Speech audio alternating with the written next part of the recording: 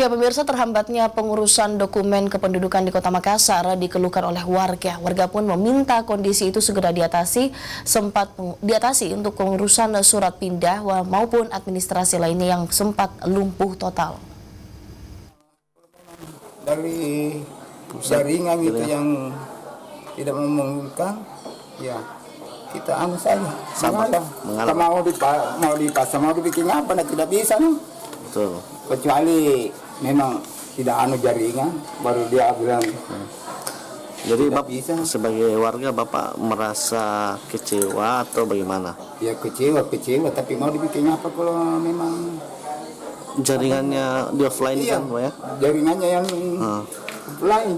Kami sebagai warga merasa kecewa dengan adanya offline, karena apa yang ingin kami urus termasuk KK, KTP, akte kelahiran, siapa tidak bisa terlaksana. Sangat kecewa atas offline-nya Dukcapil. Kan sudah 2 minggu ini tidak bisa melayani administrasi kependudukan. Administrasi kependudukan seperti apa itu?